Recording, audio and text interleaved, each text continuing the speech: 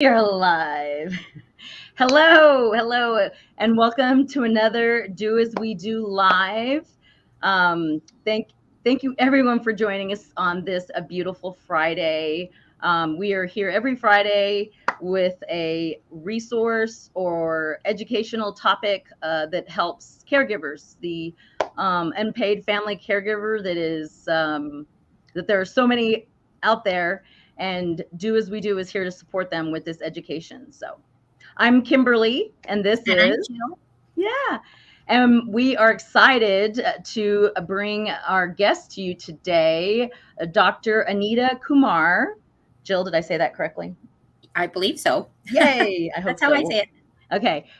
Dr. Anita will let me know afterwards. And you all are going to be talking about geriatric assessments, as well as why they're important. So we're excited to have her on this evening, as well as to bring you this information. So don't forget, we are live on Facebook, YouTube, and Twitter now. So do as we do. So wherever you're watching from, please subscribe. If this information is helpful, share it with someone, that a caregiver that you know, as well as, because we all know that we know a caregiver, right, Jill? Oh, everyone knows a caregiver. Yes. Or many um, yes, so many of them out there. And our goal is to spread the word, beat the caregiving drum for the caregivers, as well as just spread awareness. So if you do watch this on the replay, make sure you put hashtag replay and where you watched this from. And Jill, do you have anything else before we bring on our guest? I don't think so. Let's Okay. get her on. Okay. Hi, Anita. Hi. Welcome to our show. And I just want to quickly let everybody know how I met you. And then I'm going to let you tell us about your background and what you do at your hospital. So, everyone, I have met Anita because she has been a stellar word of wisdom and encouragement on my Facebook group, in my Facebook group, Caregivers Living Abundantly. That's how I met her. And I just am so impressed with her love and devotion to our elderly people and to her mission of caring for those with cancer. And so I am just going to turn the time over quickly to Anita and let her tell us about her background and what she does and why, and all about some other things. And we'll get to that. So, Dr. Anita, take it away. Hi, Jill. Thank you for this introduction. I'm quite kind of speechless. So you made me sound very nice. so I only speak the yeah, truth. yeah, I agree. So yeah, thank you very much. I am Dr. Anita Kumar. I'm from India. I am a geriatrician. So it's a long story to how I began becoming a geriatrician. I initially did my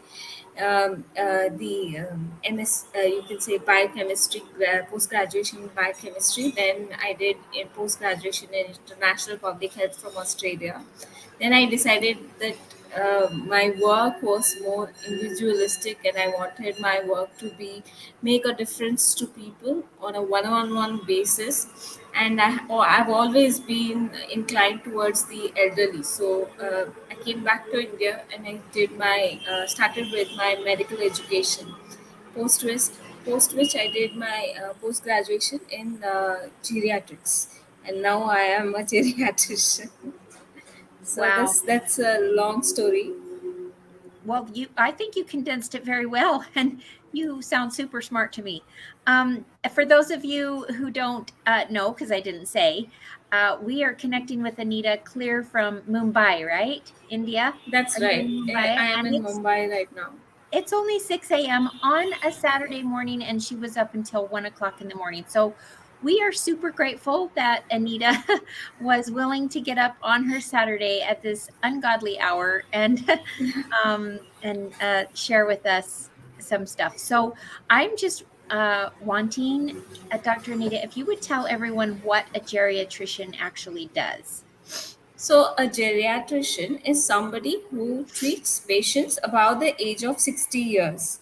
Okay, so the patient in actually in all countries worldwide or in the Western countries, this age is considered above 65 years. As per WHO definition, it is above 65 years. But in the Indian setup, everything, every retirement age, everything is set up around the age of 60. And Mm. also life expectancy in India is not as much as the Western countries, and that is why we have it as 60 years. So anybody above the age of 60 can can access a geriatrician or geriatric care. But the problem is we do not have enough geriatricians in our country. We are still a booming field. There are lots and lots of people who now want to become geriatricians after understanding what it entails. So it's still a booming field, I would say. We don't have enough geriatricians in our country either, I don't believe. Oh wow! I We wouldn't. I It's hard to believe. we have many, but we have so many more people in our population reaching the age of retirement and kind of still on their own and without a lot of That is help. the general trend all over the world, where there is going to be more number of elderly population than Uh-huh. the younger population. So I mean that is general trend, because the total fertility rate all over the world is kind of reducing. Yeah. So I'm talking about a general trend, not specific country wise. So Okay. Oh, I because see. of that, the older population is increasing, the dependent population is increasing. Yeah. So if you're watching this and you're wondering what you want to be when you grow up, geriatrician. So so But tell that us. I don't know what is the situation in the US. I can talk about India, but I don't know Yeah. what's it in the US.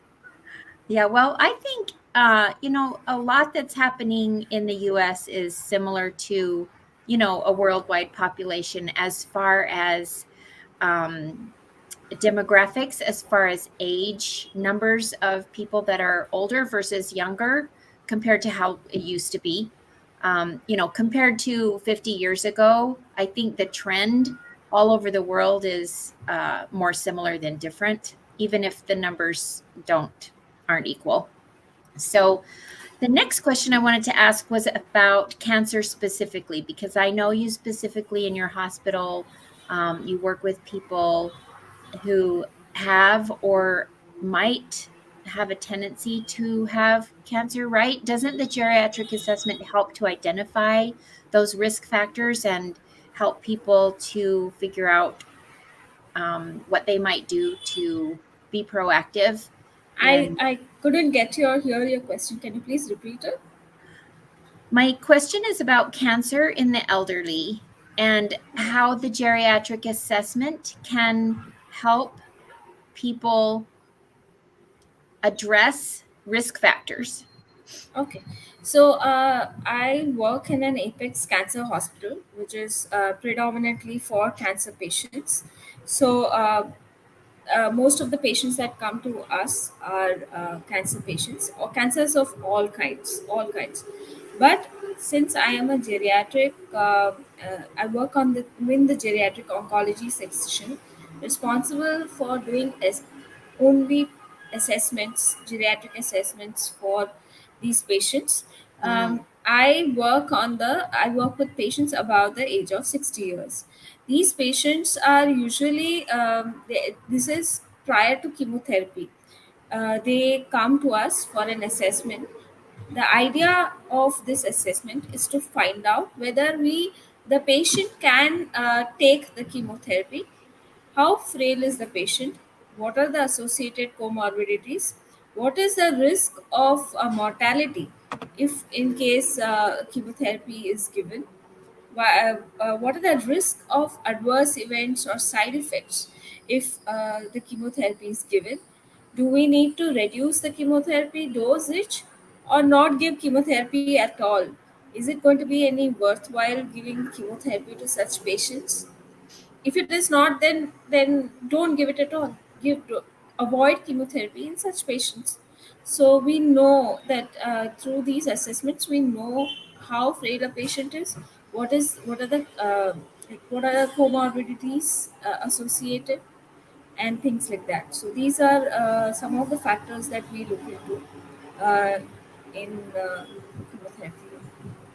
That's fascinating. Yeah. The comorbidities are sometimes the things that are more likely to limit a cancer patient from being able to function and to be able to have a good quality of life. I think I invited you to come talk to us right after you did a post about dignity, and I was really impressed with that thing because um, dignity does have to do with hope, right? With Yes, people yes. having So a yeah. sense of why they get up in the morning when before them maybe all they have is more pain and then death. You know, cancer is such a bleak thing. Do you want to speak to that? Yes, because the thing is, the patients who come to us are from usually, actually, we get patients from all strata of society, but majorly, I would say, if they are from the middle class or the lower class of society.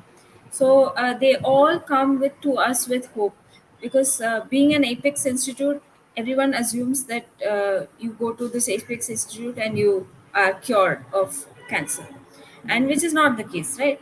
So when they come to us, they come very hopeful that they will be completely cured. But Mhm. then we have to explain to them that this is just a chance. We have to try as much as possible, try, uh, because there is nothing sure shot. No doctor in this world, whether it is in India or in America, can tell you that you will be completely cured of this disease. No doctor in this world, whether in India or America, can tell you that you will die in 6 months or two Right. months or 1 year. Nobody can tell you, and if they're Right. telling you, they're lying to you. Mhm. Nobody can tell you. So an estimation, some people might give an estimation, but that can still that won't be ideal, and it's not right to give an estimation either, because it's not correct, right? How can you tell you're going to live for only 2 months? Well, you can we have to give them hope. And because I always tell my patients, when you're mentally fit and you're fit, willpower is strong, you can beat anything in the world. You can even beat cancer. The point is to give them hope. The point is to make them feel that they are wanted in the society. The point is not to let them feel that this is the end all of everything, and there is nothing else left in life. That is the whole point. And I have a couple of more colleagues who do it. And these assessments, I have to tell you, they ideally take about 25 to 30 minutes in an international setting. And I'm telling you, a setting like in America or in the Western world. In our setting, this assessment takes minimum 1 hour, and that is also after the patients have filled all the forms that we give them. But Mm. it always goes to about 1.5 hours per patient. Imagine if in a busy setup, in a super crowded setup, you are going to have spend 1.5 hours per patient. We never finish. We are never able to finish our Mhm. assessments, because completely, because for all patients, what I mean to say is, you can't do it for all the patients. We can Oh, do it for a few patients who are selected and told to us, and please do this. So then we do that, but to do for all the patients is just not possible. With the mhm. kind of crowds that we have in my hospital, which is unbelievable. It is only something that you need to see to understand. Actually, it's a Incredible. phenomenal thing. These assessments, because they give you such a fine understanding of how much how regarding the potential side effects, and whether the patient should undergo any kind of chemotherapy, etc. it's a very good assessment. I in fact recommend to every, but it is done for all elderly patients. But in my, of course, in my setup, it is done only for oncology patients, and in India, my setup is the only one currently which is doing for oncology patients, and it's shown real positive results. That's amazing. So during the assessment, they've already filled out all the paperwork and you have an hour to an hour and a half. Do you do mostly medical type things or do you ask more questions? What does that Yeah, assessment look like? whatever we they have filled, we, there is a problem of communication in India. Mm, The biggest problem is communication, because every people talk there are so many different languages in India, and not only languages, there are so many different dialects in India. For each language there are so many different dialects. It's difficult to, first of all, to even understand the language sometimes, because they come from very rural. Most of my patients come from rural areas. It's very difficult to comprehend languages, and mm. if you would come to India, you would also know that it's very I difficult to comprehend I languages. just want to tell the audience that Dr. Anita speaks 7 languages and probably some different dialects of those languages. So that is something that we in the United States just really can't even comprehend. I think because everybody speaks English. We're pretty darn spoiled, I think. But yeah, that's a huge obstacle to getting the right diagnoses and help and understanding of the whole picture when it's really difficult to communicate with So somebody. comprehension is a very, very big problem in India because of the language. Now, if a illiterate person comes to me and I have to do a mini mental status examination, it is very difficult to do on an illiterate person. And the MNAs are as per the English, I mean, Western. All the questionnaires are as per Western setup. So we have to adjust it, we have to adjust it to the Indian setup, and we have to explain every word to the patient, even though they have seen, even though we have translations to local languages, even though they have got the chance and time to fill out the forms, yet the forms are never filled fully. Yet there are millions of questions that they don't understand, yet they are very I mean, they don't understand the questions. They don't get the importance of this whole assessment. So we just continue doing what we do, because we know that our studies have shown that it definitely makes a difference. So we are working hard towards it to make them more understand about all these aspects. That's amazing. So I just can't even imagine going through an assessment and having to actually try to define words so that you can even ask a question and have it understood and then have them figure out So how that to is why it respond. takes about an hour and a half, because they have to understand. And some things, there is slight difference in the way one language has a question, and the way the same translation to another language has a different meaning. Yeah. So that those things have to be adjusted, etc. So, Anita, I'm wondering if you can um, let our audience know, besides the language barrier, maybe one or two of the other obstacles that you face and the mission that you have to improve the care and the access that people have to the care. Meaning, People are not how can they get interested a hold in. of you if they have more questions for you, if they want to help out, if they want to reach out, if they're wondering how they can help, how can they get a hold of you and what should they do? Yeah, there's actually a lot of people who might need funding as well. So that is something we are looking at. But that apart, patients are. There is a lot of problem with understanding depression, understanding anxiety in my Mm, society. mm, Even today, They will not accept that they have depression or they have anxiety issues. I'm telling you, as compared to say 10, 15 years ago, today, even today, people are not accepting that fact. When we tell them you need to go to a psychologist just to get an evaluation done, they said, "Why should I go? I'm not mad. I'm not a mad person. I don't have any problems with my brain. Why should I go to a psychologist?" But Mm-hmm. based on our assessment, based on our screening techniques, we have found that there is some deficiency. That is why we are sending them. But this has to be explained to them, and the problem is not just in the lower state of the society, it happens even in the upper state of society. So there is a taboo associated still in our society with going to a psychologist, and that is something we are trying to change. It is not about psychology or anything. It's not about telling that patient is probably having definitely depression or anxiety, but because we have some deficiency in the screening, we need further evaluation. That's all we advise them. That is one problem we do face very routinely.